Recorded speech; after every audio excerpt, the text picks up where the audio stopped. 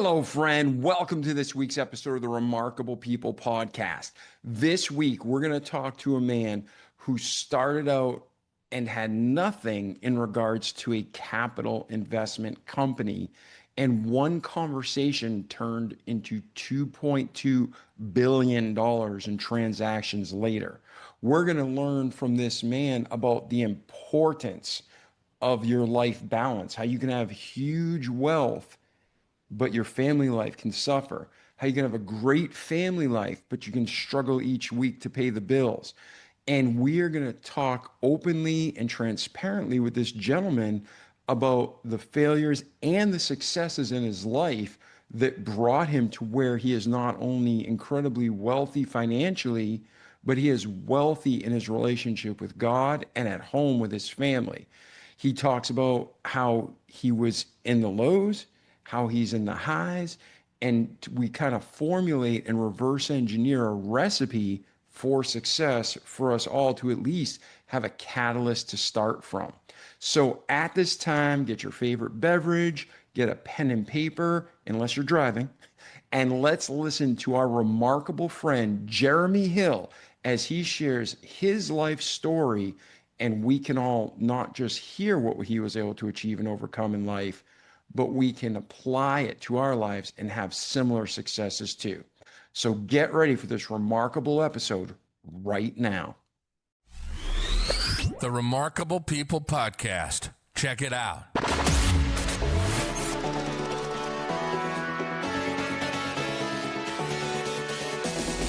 The Remarkable People Podcast. Listen, do, repeat. For life. The Remarkable People Podcast. Hey, Jeremy, how are you today? Wonderful, brother. Good to see you. It's good to see you. I just told our listeners a little bit about your episode and what to expect, but straight out of your mouth. If someone was with us all 7 years and knows how the podcast works, or if this is their first experience, they're going to get a bunch of truth and wisdom from you and ways to grow. But if you guarantee them one truth you're going to bring in one area they're going to grow in, what is that? Oh, brother, I'd just tell you it is, you'll be a second-class version of somebody else at best. I think everybody's trying to figure out who it is that they are and doing a terrible job of comparing themselves to, who it is that they think that they should be. And the reality is that the world needs you to be you, right? You're going to be a second class somebody else at best. Show up, be yourself. That's what God's called you to be anyway. The world's looking for more Davids and more Jeremys, not, a second class version of somebody else. I think that's 100% true. Yeah. God made us all uniquely. He loves us all uniquely, and we got to be who he made us to be. So at this time, we're going to take a short affiliate commercial, ladies and gentlemen. We're going to come back with Jeremy, and he's going to tell us about his life, how he learned this truth, how it became so important to him.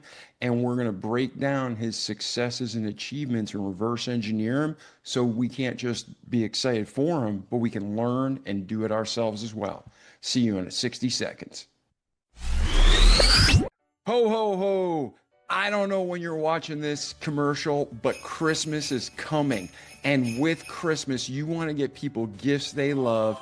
You want to save money, but you want them to have something that they're going to remember you by and hopefully use all year. That's why this year, shop mypillow.com, use promo code Remarkable. I know it's not as sexy as a new car, but check it out. They have sheets. They have blankets, they have bath towels, they have mattresses, they have a whole array of home goods that are truly remarkable, the best I've personally ever used, and they are going to be super comfortable and think of you pretty much every night when they're going to bed or when they're walking around their house in slippers or when they're drying off with a towel that just feels great. All the MyPillow products are just quality, luxurious, durable, and you're going to love them, and so will the people you love. So go to mypillow.com, use promo code Remarkable, shop to your heart's content. You're going to save 30 to 80% on everything you order with promo code Remarkable. Plus, a lot of times you can get free shipping with our code, which is an exclusive. Out of the hundreds of affiliates around the country, we're one of the only ones that continuously gets free shipping.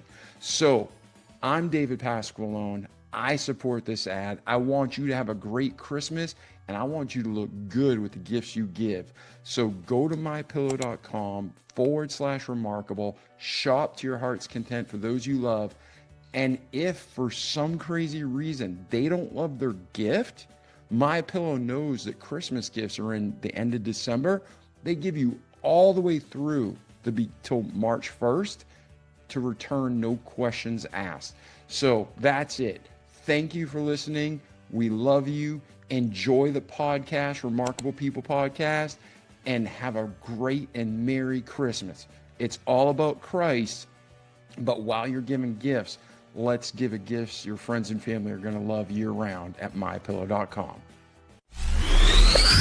All right, we're back, ladies and gentlemen. Jeremy, it's great again to have you here. Talk to us. Where did you grow up? What was your origin like? Yeah, no, man, thanks for asking. So I live in Paradise Valley, Arizona now, but I grew up in a little town in West Texas called Lubbock, Texas. Origin stories, I don't know. I don't want to say uneventful. And it wasn't uneventful and it wasn't, like an after school special, right? Like, I mean, it was kind of something in between maybe.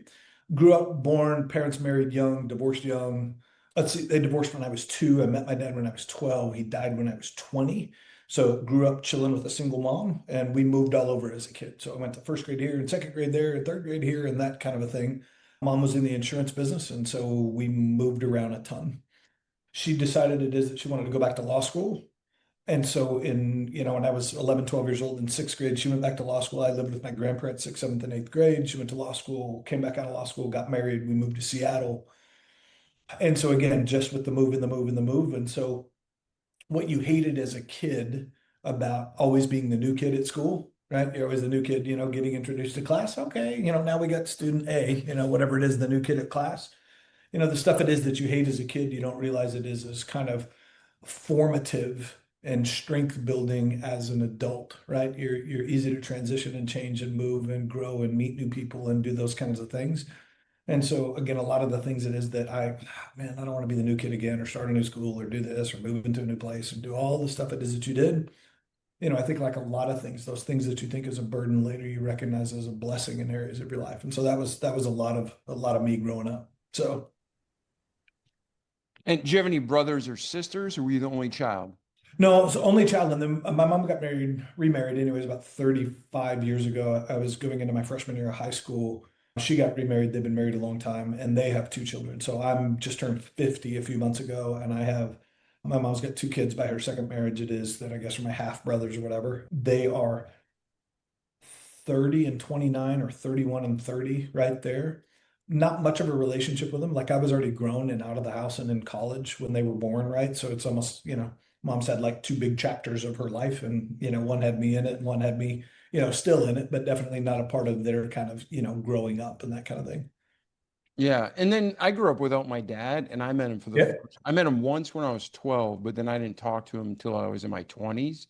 Yeah. And what was that like for you? Did you miss him? Was it just the norm? Well, I mean, it's the norm, right? I mean, because you don't know any different. You think you miss them, but you don't know why you should miss them. So growing up, I mean, I guess it was more of not of a miss him, but more of a curiosity, right? Like, where is this guy? What the hell does he look like? What does he do? All those kinds of things, right? And so I got baptized when I was 12 years old and decided I wanted to find him and invite him. And so I did. And so he and I hung out for a while and tried to, kind of start building a relationship. It is when I was growing up. And my dad was candidly a great guy. Like there's very few people it is that ever met my dad that didn't like my dad. He was just a wonderful, affable, energetic dude, but just consistently made shitty decisions, right? Like if there was, good decision A, B, or C, he'd be like, well, what's behind door number D? Let's go see, like just couldn't get out of his own way. And when you peel back kind of the onion of his life and where those things came for, all of that kind of stuff came from the example it is that he had or didn't have growing up, right? And it just kind of cascades generationally kind of through that stuff. and manifested in his life. And so part of it, it's the first time I guess I kind of process this and think about this, but part of it is, maybe it was a benefit it is that he actually wasn't heavily involved in my life. And maybe his absence became the example of what not to do rather than what to do, which is what's, really kind of, manifested in my life with, great relationships and a good marriage and great relationships with my kids and a wonderful relationship with my wife and all that kind of thing. You never really thought about it, but maybe if he was more of an impact or an influence on my life, maybe I wouldn't have that now that I think out loud about that. So we hung out, went hunting and fishing and did all the, father, dad, son shit it is that you do when you're a kid. And I really enjoyed that. And then my dad got sick when I was a senior in high school and died about 18 months later. So, All so right. my dad died when he was, what, shit, he was 40. Well, wow, that's very young. Wild. Yeah. Was it So, natural causes or do you mind me no, asking? well, natural causes for him. So this is back in 1995 is when he passed. So my dad died of HIV. He died of AIDS. Gotcha. And so one of my, again, dad, everybody liked him, including all the women. And, he enjoyed that, which is, one of the reasons he was divorced a couple of times, right? Is just, and those are just decisions. It is that you just, that became maybe a cornerstone for how it is that we make decisions in our life and in our family. It is that, outside of my relationship, it is with God, right? Like I cherish my wife, right? Like that's not something it is that we want to continue as a legacy in our family, right? And that's the stuff it is that he dealt with and his parents dealt with and so on and so forth. But we're not, our family doesn't do that shit. Like there's a degree of kind of honor and character as a man and a gentleman it is that you do, and we just don't do that. So Absolutely. So yeah, where does your life go now? You're 18, you're yeah, 19, you're finished with high school, yep. father just passes away, Hmm. and your mom is, she's moving around trying to provide and hustle. Yep. And where does your life go from there? So as my father passed, so I graduate, high school at 18 years old and figure out what I'm doing for college and go spend 2 or 3 years in college. And I came home somewhere between my junior and senior year of university, so I was living in Seattle, went back to Texas for university, came back to Washington one summer, see my mom and see my friends and, go hang out and do all those kinds of things. And that's the summer it is that I met Christine, my wife today. And, I lied to her and told her I was going to be rich and famous and good looking and, all this other kind of stuff and trying to figure all that out and still am. But we started trying to figure out a way to kind of build a life together. And the summer it is that I met her, which was the summer of 95, that's the summer it is that my father passed. And so I was going back and forth, it is from Seattle to back to Texas, it is to see him. And then I had to go back for school that year, which was about the time it is that I had to go back. It is for his funeral, and she came back with me. Right. And so she's been a pivotal part of my life and a lot of the biggest, kind of, times and foundational kind of formations it is for those things that has impacted you in your life, like your parents passing, your grandparents passing, right? So that's where things started. It is for us, and then maybe a year later, or a few months later, I proposed to her. About a year later, it is that we were married. We've been together now almost 31 years. We just had our 29th wedding anniversary, and Congratulations. yeah, it's pretty awesome, man. Pretty awesome. Man, that's a huge accomplishment any age, but especially in Yeah. our day and age. So Oh, for sure. congrats. Yeah. I mean, for sure. You talk about, I was thinking about this morning before it is that we jumped on here and we talk about these, kind of remarkable people. And I wonder if the definition of remarkable, there's some things it is, maybe for art, artistry, music, things like that, it is that are remarkable over the ages. If it was remarkable 1,000 years ago, it may be remarkable. It's likely remarkable today. But being married for, 30, 40, 50 years was likely not as outstanding or noteworthy or remarkable 100 years ago. But today, I think that that's one of those things it is that you don't see often and is worthy of paying attention to. So I don't know. I was thinking about that this morning. Yeah, I think it's a good thing to Yeah. ponder, and that's why you've been married almost 30 years, right? Yeah, no kidding, right? In No, she's pretty reality, awesome. yeah, in reality, marriage should be forever, and it's a vow to God, not Supposed just to be. spouse and your family. Yeah, And I'm a guy that got divorced, and yeah, doesn't that story's a different story, different day. yeah, God didn't want it, I didn't want it, but the thing is, it happens. But yep, instead of spending the energy thinking about how to get out, like society tells you, it should be. we're in this marriage. Let's be happy. Let's Yeah, glorify God. Let's do something positive. What's your mentality and your wife's? I mean, it's like suicide. You just don't consider it. You just push it out of your yeah, brain and think on good thoughts and move forward. You don't even yeah, consider the death. So totally. what do you think? Speaking to people who might be listening, thinking about divorce, Satan's messing with their head, what Yeah. advice do you have for them? I mean, it's easier said than done because now we're in a situation to where the world, I think, accepts divorce, right? Because it's every day, right?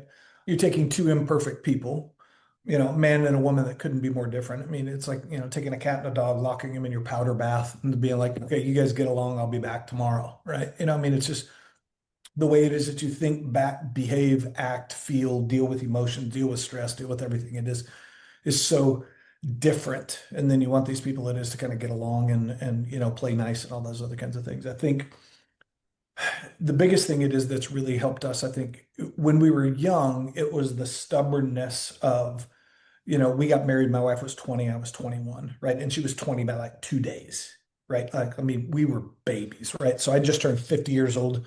We've been married 29 years together, over 30.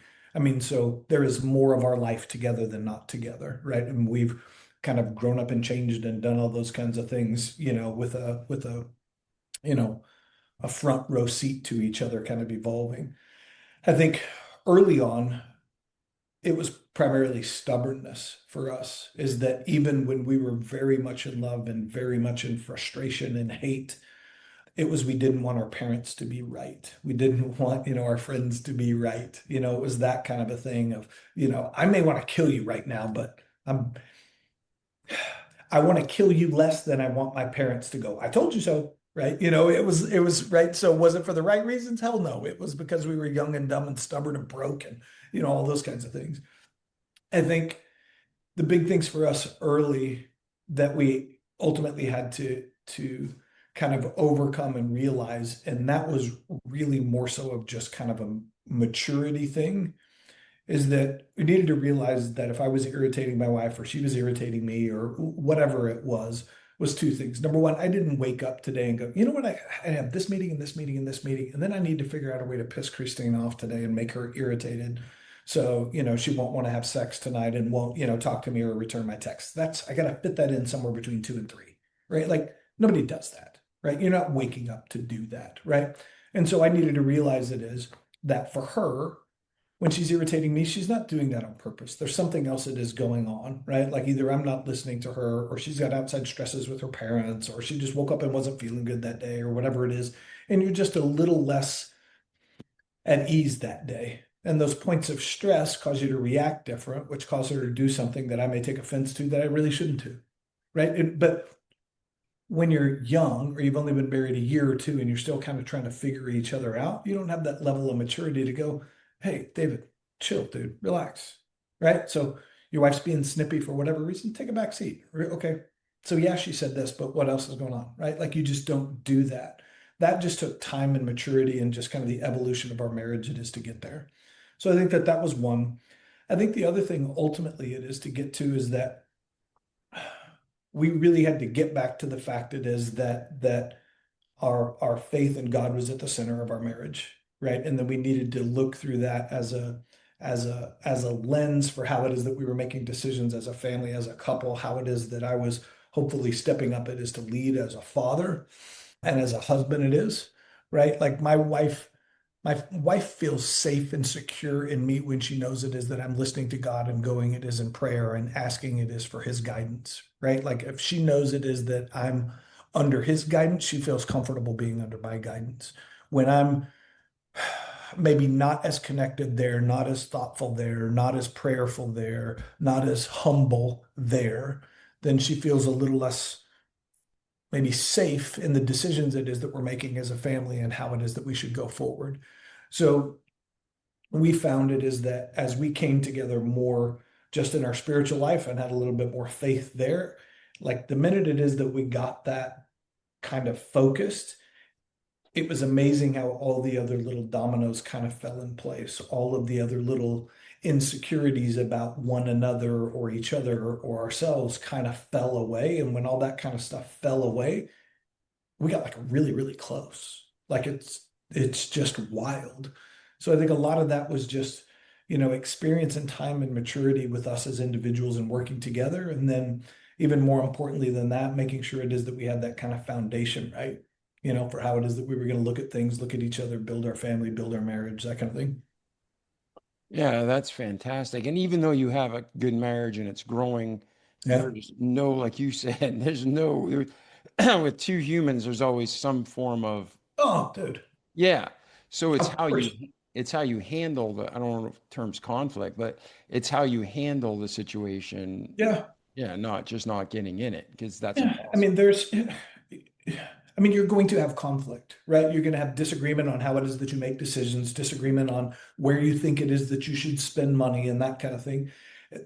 Ultimately, the things it is that I think most men want to be able to have that kind of decision-making power that this is the way that we're going to do things and we're going to spend money here and buy this house and buy this car and buy this boat and take this vacation and do this, that, and the other thing, whatever it is. But then, if you get that authority it is to be able to make those decisions, you also have the responsibility, good and bad, that comes if it works or doesn't work. Like in my family, if shit goes well, it's usually because of me, but likely because of me and my wife doing things. If shit doesn't go the right way, it's 100% on my fault, right? Like I don't expect my wife to solve our problems. It's my family. I'm the husband, I'm the father. It's my responsibility to make sure it is that everybody's taken care of. Like I have had, you can see behind me on the other side, I have had a bronze of Atlas on my desk for, I don't know, 15 years because man, husband, father, business leader, executive, either way, the weight of the world is on your shoulders every day, right? And we all know what happens when Atlas shrugs, right? If you decide it is, I just don't want to carry this weight anymore. The cascade event of what it ultimately ends up happening to your wife, your kids, your business, your investments, the people it is that count on you can be cataclysmic. And so I don't ever ask for shit to be easy. I ask for stuff that is to be stronger for me, right? Like God continue to give me broad shoulders and a strong back, right? Like I didn't necessarily ask for it, but here it is. So make me stronger. Yeah, I think that's excellent. Hmm. Now, you're growing a family. There's a professional side to Hmm. that. Walk us through your life that Yeah, obviously parallels and intertwines with your personal life. totally does. And so I've been an entrepreneur all my life. So I dropped out between my junior and senior year of college.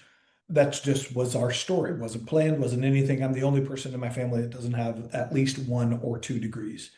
And that's just, everybody's story is their story. So it doesn't make mine good or bad. It just makes mine mine. Right. So my wife and I, when we were, young and figuring shit out, it was just young and figuring shit out. And so we waited tables and we tended bar and we did banquets and we did this and we just, you want to pay me? I will show up and do my very best. We ended up starting a couple of businesses. Most of them failed because we were young and dumb and stupid and broke and didn't know what the hell we were doing. Ultimately started a little cell phone business at the time. So this is back early 90s.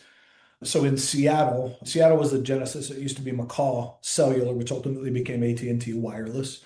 There was AirTouch at the time, which became Verizon. There was VoiceStream at the time, which became T-Mobile, and then Nextel launched out of that. So we were, subconsciously, in this world it is to where wireless communications was going crazy. We got heavily involved in that. And we became the largest, what's called master agent in the Pacific Northwest. Master agent just meant you were an unemployed sales force, right? So we were an independent sales force of folks it is that were selling cell phones. So not to your grandma at the mall, but we would set up C First, which became Bank of America, or PCL Construction, or BAR, any of these big contractors that had a distributed workforce that needed to have communication. So it started with a partner and I, Michael and I, and then it became Michael and I plus two, plus 10, plus 20, plus about 100. Became the largest distributed workforce. Cool little business. We were making a fair amount of money, and it was all the, beer and bullshit that you knew what to do with when you were, 21, 22 years old. That was okay, but it was very hero to zero, right? We'd set up the business it is to be a high commission paid business, but really no residuals. And so it was, what have you done for me this month kind of a thing. So you make a bunch of money this month, you start all over next month. Make a bunch of money this year, you start all over next year. And that was kind of like fun, but it was also, it was the hamster wheel you never got off of, right? My wife and I were talking about starting and having a family, and I was like, maybe I should go get a job, right? Like we made a little bit of money, we're okay right now.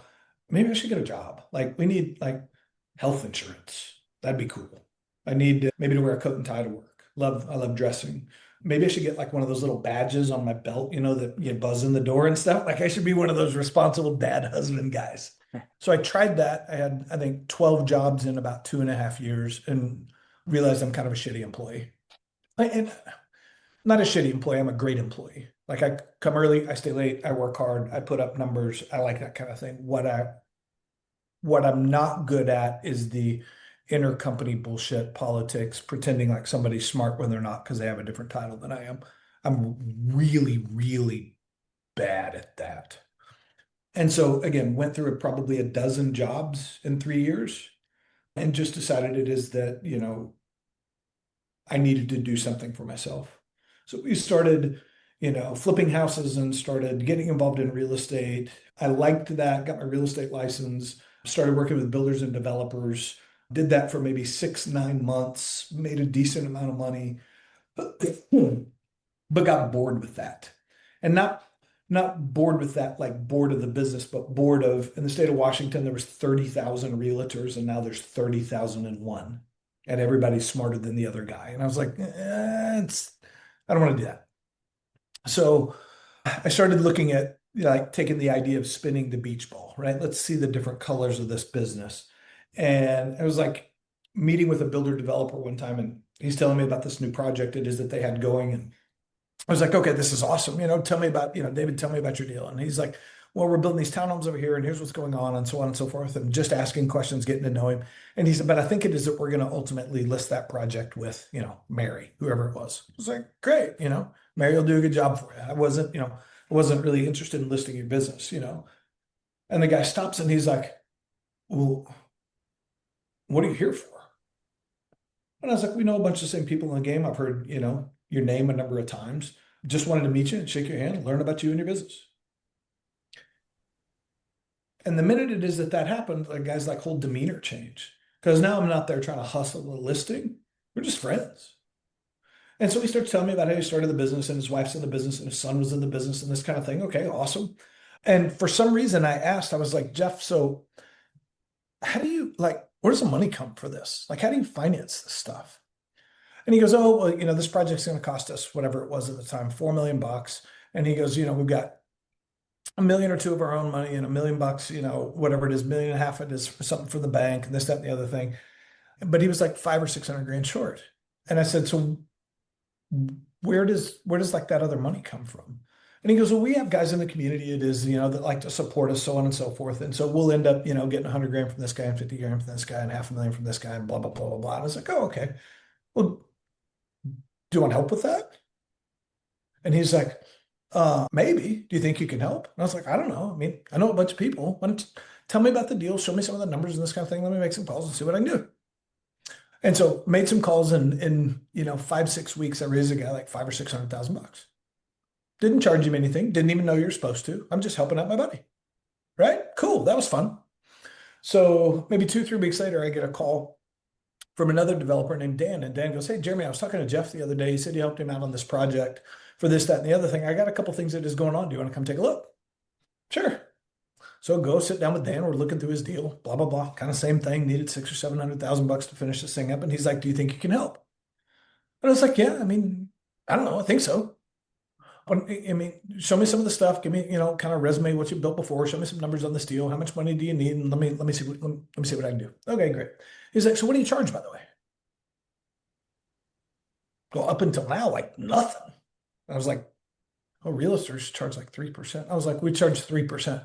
And he goes, on the capital raise? And I was like, yeah. And he goes, okay, great. Do you have a contract or something you can send over? Sure, of course I do. Happy to send that over, right? And so we kind of shake hands and agree to the deal. And I'm leaving. And he goes, hey, what's the name of the business, by the way? Son of a bitch. It's called JB Capital. JB, nickname, Jeremy Brandon. I was like, oh, it's called JB Capital. And he goes, oh, I've heard of you guys. And I was like, yeah, of course you have, He goes, okay, send that over. We kind of shake hands, whatever. And I get in the car and I'm like,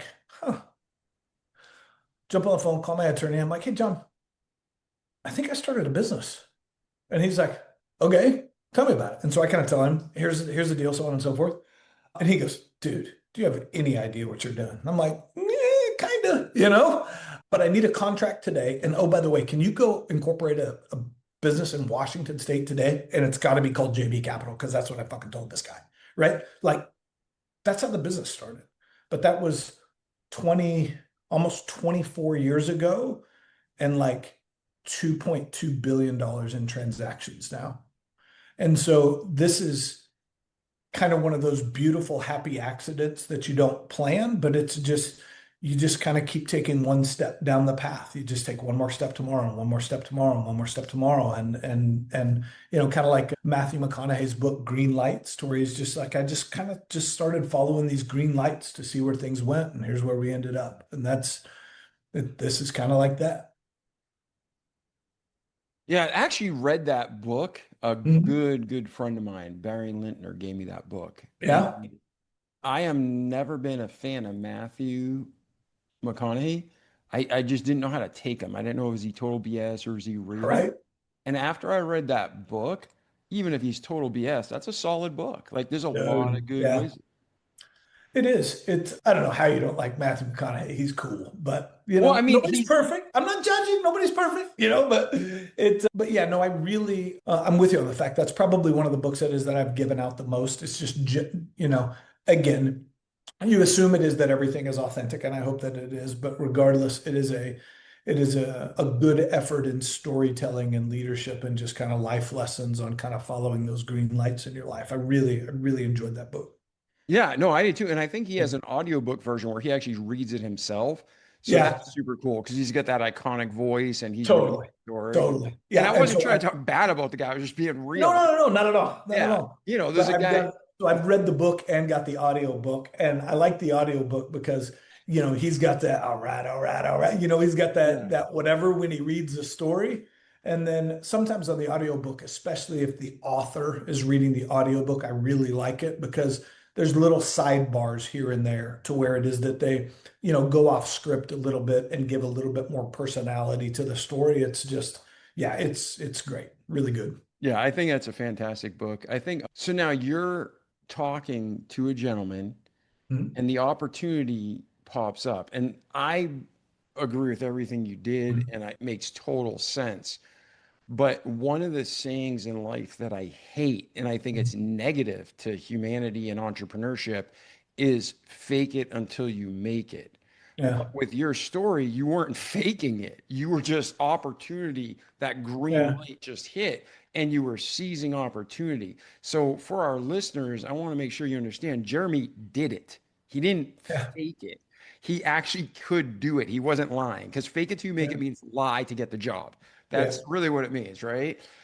So when you got that, you called your attorney, you got incorporated. I mean, obviously, then you got to look into, is there legality to this? Is there a Sure. license, Oh, totally. right? There's probably totally, but $2.2 billion later, you've done well Yeah. with it, right? Yeah. So, what were the things, especially starting a business the first time? There's so many unknowns and people get intimidated and they quit. What are some of the things you'd advise our listeners that maybe they are entrepreneurs, they want to be entrepreneurs, they were and Mhm. they failed, but they didn't get back up again, but they could and you could and I could start again today. What's some of the advice you'd give them starting over? I mean, the first thing is not everybody is an entrepreneur. I think that we have romanticized this in culture. It is today. It is to think that everybody can go, run and do and start in this kind of a thing. And the reality is that can everybody do that? 1,000%. Should everybody do that? Is everybody made up? Does everybody have the constitution internally it is to be able to deal with the highs and lows and the stress and the uncertainty and all that kind of thing? No, because it's fucking hard. It's really hard. And it puts stress on all the areas of your life. Like, I mean, everybody knows it is that, one of the biggest, struggles in marriage is money stress. Well, when you're an entrepreneur, there's been times it is to where we made tons of dough, and then there's been times it is that we've lived in the desert, right? And candidly, both are stressful. Like you don't understand that you can make really poor decisions with large amounts of money and really poor decisions in the absence of money. And so for anybody it is that's wanting to start something, really think that through, right? Like it's going to cause stress and uncertainty on your marriage, on your business, on your finances, on your kids, on everything kind of going on around you. And you want to make sure it is that you have the support of those people. Those are the things it is that kind of move things the right direction and give you a little bit of insurance and security and kind of those bumpers in the bowling alley it is to kind of help you get further down the lane. Do you need the support of your wife? No. Do you need to have a lot of money? No. Do you need to have any of these kinds of things? No. Can you do it without all that kind of stuff? Absolutely. And there's dozens and dozens and hundreds of cases it is to be able to reveal and support the fact it is that people have done it without all those things.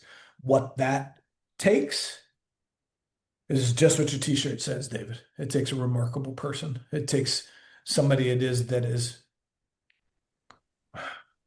willing to be uncertain, is willing to be delusional, is willing to continue to be committed when everybody else says, dude, just like go get a job, go do something else, go do something easier, go do something that. The reality is nobody writes books about people that do easy shit. Nobody that writes books, nobody tells stories, nobody sings songs, nobody makes movies about the fact of Joe Average.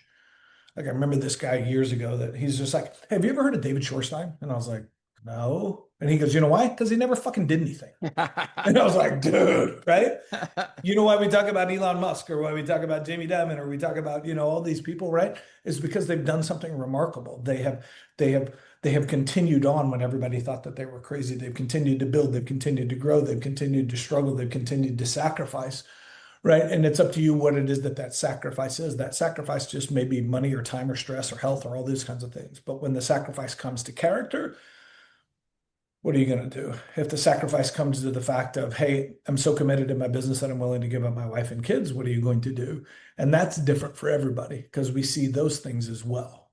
Like there's a gentleman it is that I know that we became close with because our kids were close growing up, playing soccer, doing all those other kinds of things.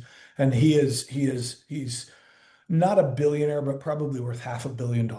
Like the private planes, multiple houses, covers of magazines type rich. On second wife, maybe third. And anytime it is that I've gone out to dinner with him, there's always girls there that are not his wife.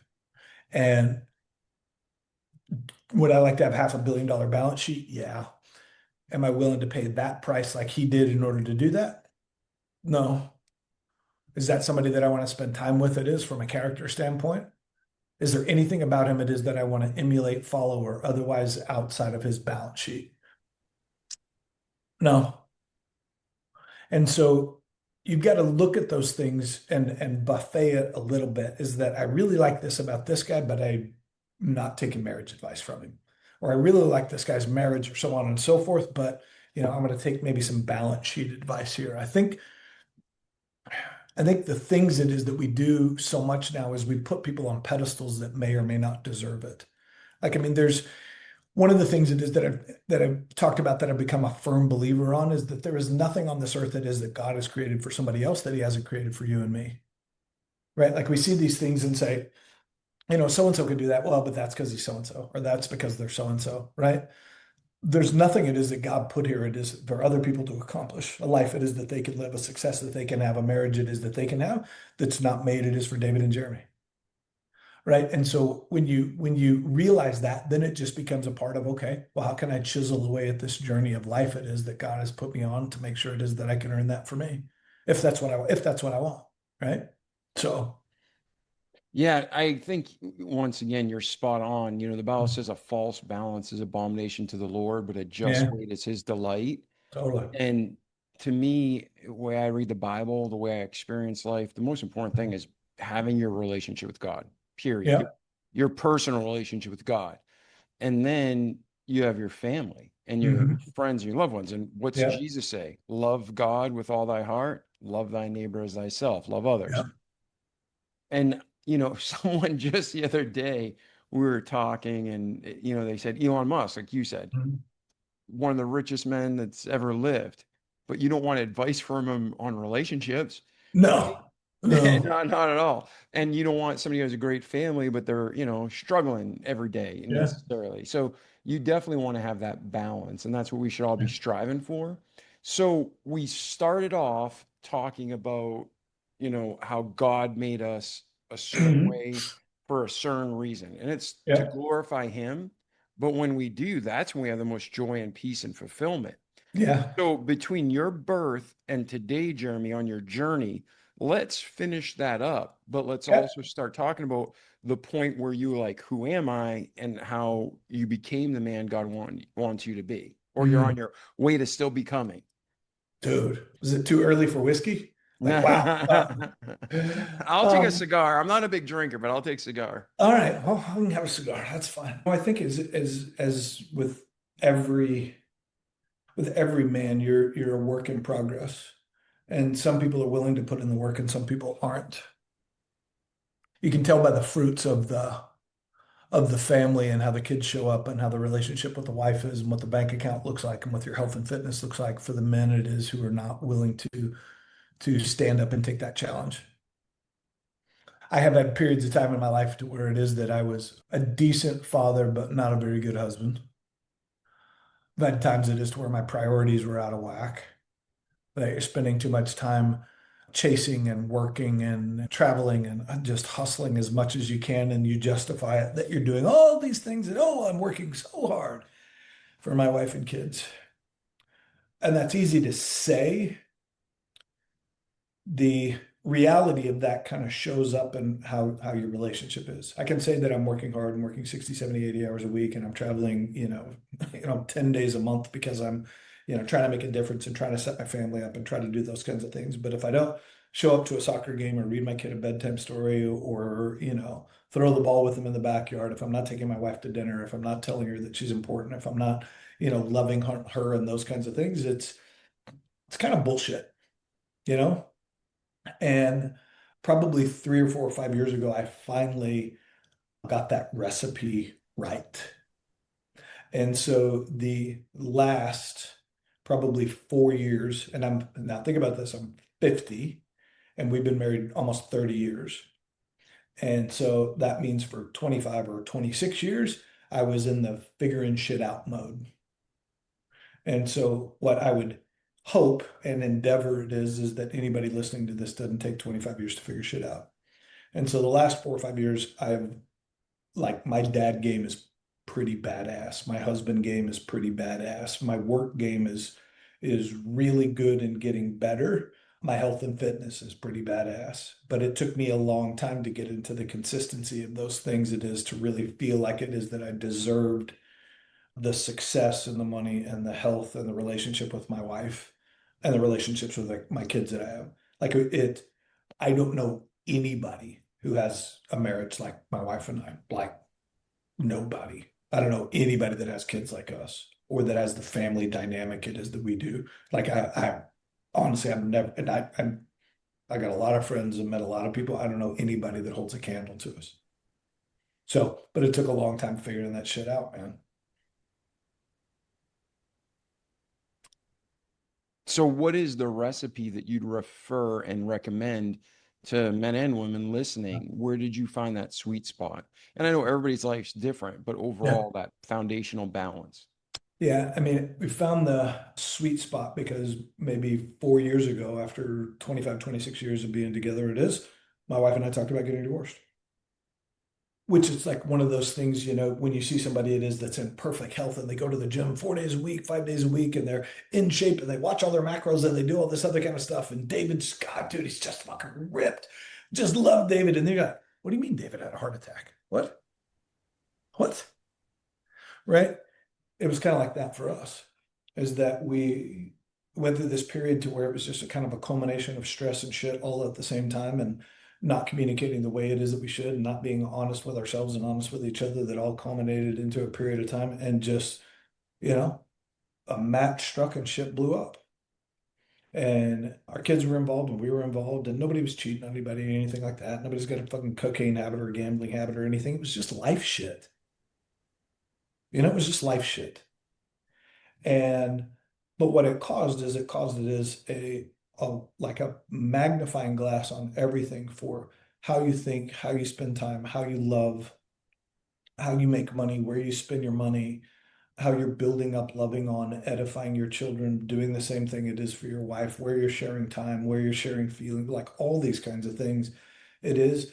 And we have been kind of, half-ass at best on a lot of that stuff. And the reality is that half-ass that we had done for 25 years was light years ahead of everybody we knew.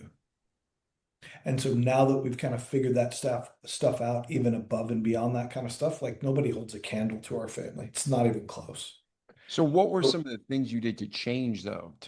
What were some of the healing steps you took? The first and biggest thing is we made God the center of our life and our family.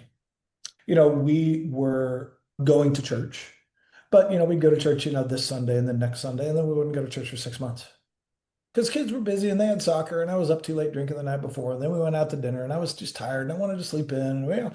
Whatever, any excuse will work. Find one that'll work. Doesn't matter. And so that was kind of inconsistent in our life, and me prioritizing my wife and making sure it is that she knew above all else it is that, no matter what the size of deal it is that I was working on or where we were spending or investing money or whatever it is, if that call came in at 6:30 at night, like there was years and years and years and years and years and years and years that, a call would come in because my phone always rings, and I'd look at Christine and I'd be like, I'm sorry, baby, give me 2 minutes. Right? And she wouldn't care. Like, she loved me. She knows stuff's important. We got to do that kind of stuff. No big deal. She's never bitched or complained ever about me working. But there got to a point in time to where I'm like, the phone always rings. Rings at 5 o'clock in the morning, rings at 7 o'clock at night. And so when is there ever a time that I'm truly making my life or my evening just about my wife? You know what makes my wife feel important? When I don't pick up the fucking phone at 7 o'clock at night. They can wait till tomorrow. Like, if my kids call at 7 o'clock at night, my wife and I are together, we're going to pick up, hey, you guys okay? What's going on? Right? But if a client calls at 7 o'clock at night, like, unless, the earth is shattering or something, whatever it is, you can wait till tomorrow. Right? Like, if my wife wants to sit and have a bottle of wine and cuddle on the couch and watch Landman, who gives a shit about Joe that needs to talk about some deal? Joe, I'll call you tomorrow. Right? Like, so much of me as a man wanted to feel important. And when my phone rings at 5 o'clock in the morning, or rings at 7 or 8 or 9 o'clock at night, or you want to meet on the weekends, or you want to do all those kinds of things, that's that kind of external dopamine that says, I need Jeremy. I need to talk to you. You're important to me.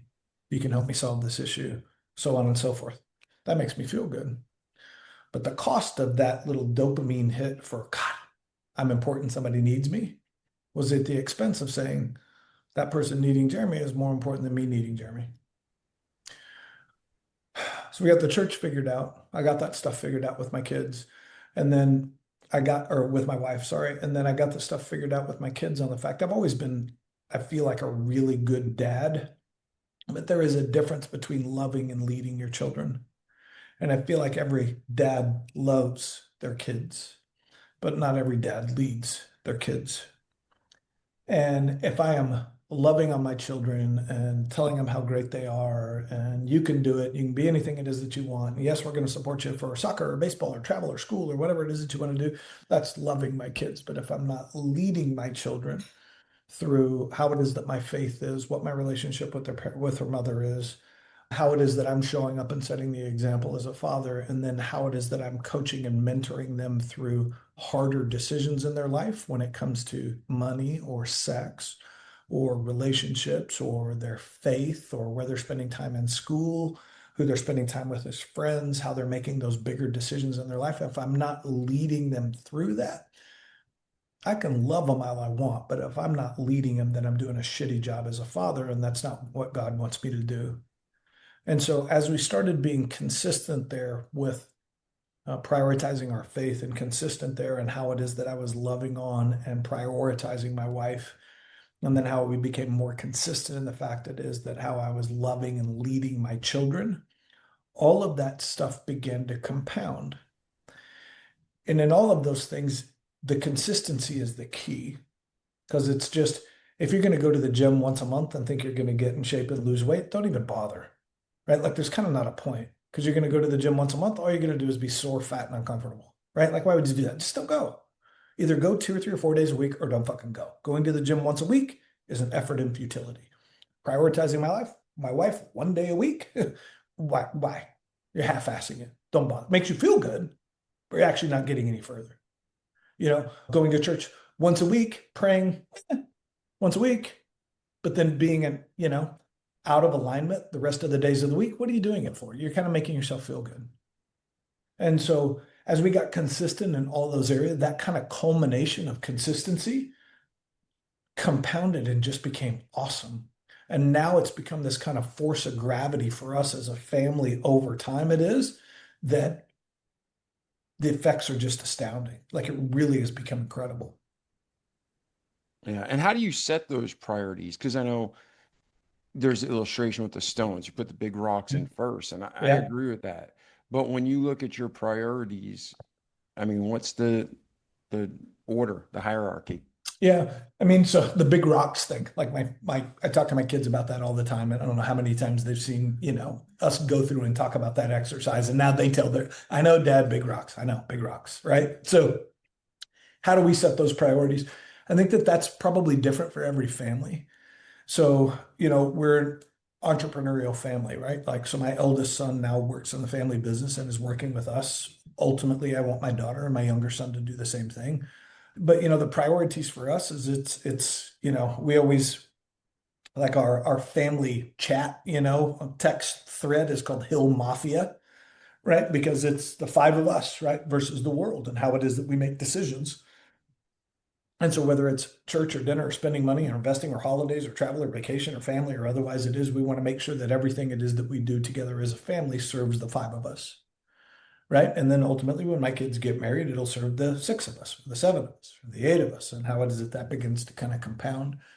How we prioritize those things is really, everything centers around the fact that is of making sure it is that we're doing things that are in alignment with our faith. Right. I mean, that's the first thing. And candidly, that's pretty easy, right? Like, are we showing up in a good way it is for ourselves and our others in our community and the people it is that depend upon us, it is that would make, God proud and would make each other proud of the other one, right? Am I doing things today it is that are in alignment with my faith? And am I doing things today or it is that I would feel good sharing with my wife, feel good setting the example for my kids? If so, hey, brother, at the end of the day, rest easy, right? Rest easy.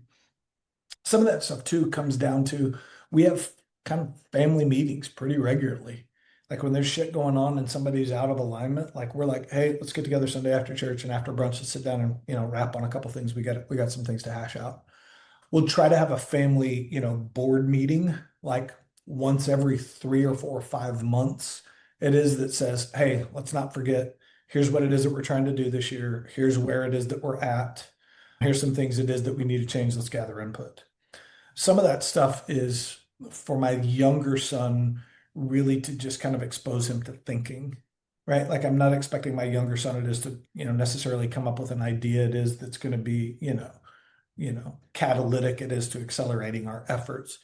But maybe he sees things different than I do. But I want him to be exposed to that thinking, to how it is that we're planning and strategizing as a whole. My daughter's getting definitely smarter that way. And my eldest son, in 5 or 10 years, I'll probably be working for him and bringing him coffee. He's pretty badass, right? So those are some of the things, and that a lot of that priority outside of the faith just comes down to what's important to us as a family. Like, what do we want to do? What do we want to accomplish? Where do we want to live? How do we want to live? And then what are we doing to put that stuff in place? Yeah, and for our listeners out there, you need to understand that everybody in Jeremy's life outside that inner circle is completely supportive and they contribute to his success and they're completely in line with this thinking, right, Jeremy? Yeah. No, No. I was being totally sarcastic. Yeah. No. I was about to say, really? Wow. That's, I don't know. I got to think No, about that. I don't know. I want No. people to understand that there's very few people who are going to align and help you on your journey. And that if you're having struggles, even within your own family, that's the norm, even though it shouldn't be. God makes a perfect structure and Satan wants to destroy. And he Yeah. usually does so from the inside out. So, Jeremy, talk about how do you overcome the challenges and negativity and the Mhm. adversity, even from within close proximity. A lot of that comes back to really how committed you are to things. We were talking about entrepreneurship earlier. We're talking about the fact, is everybody cut out for this? No, they're not. Can anybody do it? Absolutely, they can. Is it for everybody? Likely not. And the reasons why are is because you're going to be tested more than you understand. And it is definitely that saying of if I would have known what had been required for me to get to where it is that I got, would I have done it? You can say yes now, but if I had seen the preview to that, if I had seen the preview of, the movie of my life 25, 30 years ago, here's what we're going to have to go through. Here's actually what's going to happen. Here's all the goods, bads, highs, lows, all the crap it is that you're going to see, the people that are going to pass, the people that you're going to lose, the friendships that'll get destroyed, the on and on, your whole life movie. Would you have done it? Damn, brother, I don't know. Like, I'd like to say yes now because I know how extraordinary my relationship with my wife is and where my faith is and watching my kids grow up now. But 21-year-old Jeremy going, hey, here's what's going to happen. Let me preview and fast forward this movie would have scared the crap out of me. And so, for everybody listening, you're going to be called to a degree of strength that you don't know it is that you have. There is nothing it is that God puts on your heart that he doesn't give you the ability to accomplish, even if you don't know how you're going to do it. Like this is the thing of you don't have to understand the how. You do need to understand the why, because the why is infinitely more important than the how. Why are you doing this? Why are you waking up and working 6, 7 days a week? You know, what are you hoping to do with this? What's the effect going to be on your wife and your kids and your kids and your community and that kind of thing? How are you going to feel as a person when you accomplish those things? Right? Like there's something that needs to pull you, because pull is infinitely stronger than push. If I am pushing David to do something, there's a force there in human nature that, David, if I'm standing next to you and I start kind of pushing on your shoulder, you're going to kind of lean into that. Well, at some point in time, you're going to kind of push back. If there's something it is that is tugging at you and pulling at your heart and the things it is that you want to do, and it's pulling that out of you, that pull eventually, rather than a resistance of pulling back, as you give into that pull, and that pull now kind of accelerates. And so that pull of the why is infinitely more important in my mind, is you got to understand that, man. Why are you doing this? Why are you showing up for the hard? Yeah. I was thinking that illustration too with the string pulling versus pushing. Yeah, That's a great illustration. totally. Yeah. Yep. And you guys can, ladies and gentlemen, you can Google that on YouTube or something. Yeah. Much as I can't stand Google on YouTube, you can find the content there. There's lots of content. Yeah, yeah. All right. Well, let's do this, Jeremy. Between your birth and today, is there anything we missed or anything you want to cover or any thoughts that you're like, this is important. It helped me. Hopefully, it helps you before we transition to where you are today and where you're heading next. Tons. I mean, the couple things that really come out and remind me is, I guess the first thing I would say is you don't need somebody else's permission to be successful. You don't need somebody else's permission. It is to start the business, to chase the girl, to chase the dream, to do that kind of thing. I think everybody is looking for, and I did this when I was younger a lot, is that I was wanting somebody it is that I thought was important to kind of bless my idea, to say, yeah, that's a great idea, Jeremy. You should go do that. You should go, build those apartments. You should go invest in that deal. You should start that business. You should do whatever it is. And I think it is that we either want that because we want a validation, we want that because we want an attaboy, we want that because we want some type of third party, validation or stamp of approval that we're good. The thing that you need to understand is sometimes that stuff is put on your heart because you're meant to do that regardless of what anybody else thinks. And I think too early, too often, I was waiting for that stamp of approval to do things. And when I stopped waiting for other people's approval, and I knew it is that if it was something on my heart, I was meant to do it and God would bless it if I put in the efforts, that's really what led to success. That's a big thing. I think that's one. I think the other thing too, it is for us as we were kind of figuring stuff out, is that if if your home life is jacked up, if your marriage isn't on point, if your relationship with your kids isn't on point, if your faith is really not there and all that stuff's kind of all over the place, it's going to be really hard for you to kick ass in life the way it is that you want to. And when that stuff is on point or getting better or is prioritized, it really is just an extra degree of kind of a fuel tank it is that helps you go further. Like if I know that I work all day and I'm on a challenge and I'm trying to get something done, or we're trying to invest in a business, we're trying to buy a company, we're trying to expand this kind of thing. Like if I know I'm going to work 8 or 10 or 12 hours on that today, and then I'm going to come home and fight with my wife, it just takes the piss out of you.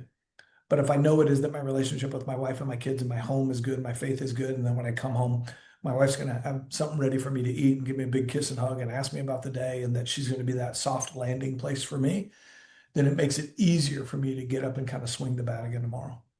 So when we figured those two things out, and it took me a long time it is to do that, the rest of life kind of really fell into place. Awesome. And where did it bring you to today, Jeremy, and where are you headed next? Maybe we can help you as an audience get there. Well, brother, I appreciate it. So for the past 4 or 5 years, I've wanted to get the hell out of Seattle and move to Arizona. Out of Seattle, but it's no, I'm just kidding. I Yeah, right, lived I exactly. lived in that area for 3 years, and it's got Yeah, some great people, beautiful country. it But does, that man. Olympia, Seattle, Tacoma area, Yeah, I couldn't take the mentality. They're out of their mind politically. they're out of their mind and getting further out of their mind with the new wacko they just elected. Yeah, it's We, sad. And ladies and gentlemen, I'm not trying to bash any place, but there's common sense. And if yeah, wherever, I don't care if you're in India, if you're in Mexico, if you're in America, if two yeah. plus two doesn't equal four, run and take those people out of power. Oh, yeah, exactly. And unfortunately, in Seattle and New York, two plus two equals potato, right? Like it Yeah. just, dude, it doesn't make sense at all. A green Uh, potato. dude, brother, I'm telling you. But it's free potatoes for everybody. Whatever. No, Anyway, no, not for veterans and for citizens, only yeah, immigrants. And yeah, it's just, not immigrants. My family immigrated, yeah, illegal aliens. Let's just say there that. you go. Yes. Yeah. So I'd been wanting to get out of there for 4 or 5 years. I wanted to come down here. Timing wasn't right for whatever reason. But then when we ultimately came down here, so we had spent the last, better part of 30 years in Seattle, started my business about 24 years ago in Seattle. And so we have office in Seattle, Portland, and now down here in Scottsdale. But I look at what it is that I was dreaming about 4 or 5 years ago. And, day to day, we're still going through challenges. It is because we're trying to, build our family and grow and build business and have an impact and do all these kinds of things. But my wife and I were up talking maybe a month ago, and I was like, here's all the stuff it is we're going through and we're fighting through here and this, that, and the other thing. But let's just pause a minute. I wanted 4 or 5 years ago, I was talking about the fact I want to move to Paradise Valley. Here's the kind of house it is that I want to have. Here's the kind of community and the network and the people it is. Here's the involvement I want to have down there. I want to get in a better health and fitness regimen. I want to spend more time with you, and I want to be around our kids a lot. And that's exactly what we live day to day. Like I'm in an incredible place in PV, in a great location. I'm in the gym 6 days a week. I see my kids 3 days a week, 4 days a week, maybe. So we have 24, 21, 18. My 18-year-old's still at home, senior in high school. My eldest is out working and now back working with me, and my daughter's a junior in business school. So I see them every day, every other day. Everybody goes to church together on Sundays. We come over for brunch. They bring their friends, and our place is that place to where it is that we just celebrate and spend time with each other. And it's awesome. It is. It's awesome. And so I take a minute it is to think about the fact it is that it's important for you to think about where it is that you're going. Because as it's just a little reality thing going, God, I remember picturing exactly what we're living now, sitting in my house in Woodinville in Washington. It is going, someday I'm going to be in PV and here's what my life is going to be. And I'm in the middle of that right now. And so that reminds me to think about, okay, well, I need to be thinking about where I want to be 2 or 3 or 4 or 5 years from now it is. Because if this continues to manifest the way that it is, then man, we're going to do something great. So what are we doing now? So we have been in the capital raising and kind of formation business for 25 years. We're about 2.3, 2.4 billion at this period of time in transactions and investments. And my business is kind of changing. So we've gone from an investment bank to a merchant bank to where we're investing alongside every deal it is that we do, to running our own funds, to now that is seasoning out. And I'm trying to think a little bit more strategically about how it is that I want our family to operate. So we're still organizing capital, and we'll do 150, maybe $200 million of that this year, equally the same, if not a little bit better next year. But we're starting to invest in little businesses, in businesses it is that I want to own or own portions of for the next 20 years, right? Like I don't ever see myself not working, but I don't. I want to work for enjoyment and mental stimulation and impact, not work because, hey, we got to get this deal closed because I got to pay for my kid's college education, right? So we're starting to make that turn a little bit. And so that's what it is that I'm working on right now. So we just bought part of a cabinet company that we're trying to grow this custom cabinet manufacturer here in Arizona. It is that I'm pretty bullish about. And we've got all the, kinks and problems and crazy things of a growing business it is to figure out. And then some good friends of mine in London are expanding their business into the United States. And so I was just in New York with them for the last few days talking about the things it is that we're going to do here. And so we're growing that business dramatically, investing in that. And that I think is candidly going to be a hundred, if not a $200 million business here in the next 2 or 3 years. Beautiful. Now, if someone Yeah. wanted to get a hold of you to Mhm. continue the conversation, what's the Sure. best way to reach you, Jeremy? Yeah, of course, buddy. Thank you for asking. So pretty prolific on LinkedIn. So go to LinkedIn, look at Jeremy B as in boy Hill. You can look up jb-capital.com or just stick, Jeremy B. Hill in somewhere and I'll show up. So there is another Jeremy B. Hill. That's an NFL football player. He's black, I'm white, so we're not the same dude. And he's retired now and I'm still working. So maybe he got something figured. I should have gone to the NFL. No, just kidding. So but look up Jeremy B. Hill across any of the platforms, LinkedIn or Instagram or just in Google, and I'll show up. And if there's something it is that we can do for you, reach out to us. I'd love to help. Awesome. Well, thank you for being here. I truly appreciate you. It's very inspiring, Thank you, learned a brother. lot. But, ladies and gentlemen, like our slogan says, listen, do, repeat for life.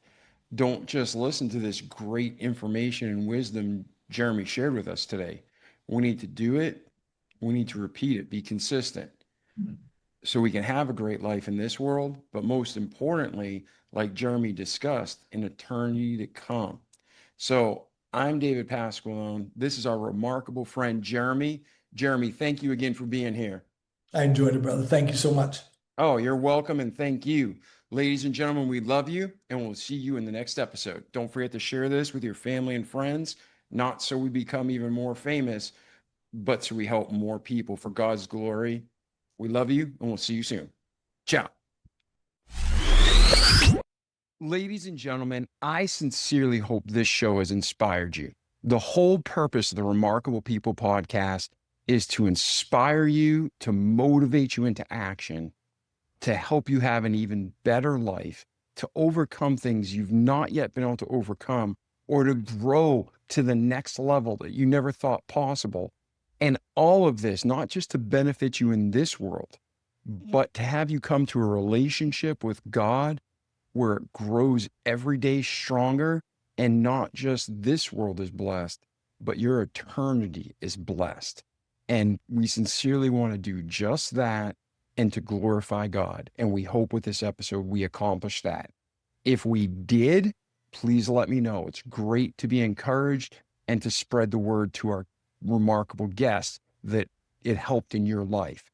If we didn't, let me know. Write me an email. You can go to davidpasqualone.com, go to our contact us page, and let me know what you think. I got tough skin. Let it rip. Anything you can think of to make this a better podcast, to help you grow and to glorify God, I'm in. So that's it. Thank you for listening to the podcast. Thank you for sending us feedback. If we can help you in any way, let us know. And if you can spread the word about the Remarkable People podcast, share the episode to your friends, your family on social media, it would be a huge honor and blessing. Again, I'm not trying to be the most famous podcast in the world for my benefit. I truly want a podcast that's the best podcast in the world to help as many people as we can to have a better life, come to know Christ, to grow in the Lord, and to have that salvation so they can be with God in peace and joy in eternity. And right now, we're together on this earth, so let's do everything we can to work together and help each other grow. Like the Bible says, love the Lord thy God is the first commandment, and the next commandment is to love thy neighbor as thyself. So let's do it together. I'm David Pasqualone. I love you, not as much as God loves you, but if I can help you in any way, just ask. And again, please share this with your friends and family so we can help them too. Ciao. See you in the next episode. The Remarkable People Podcast. Check it out.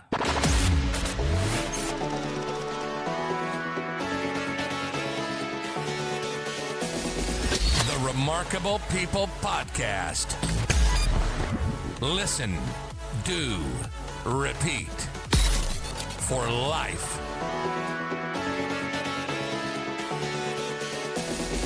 The Remarkable People Podcast.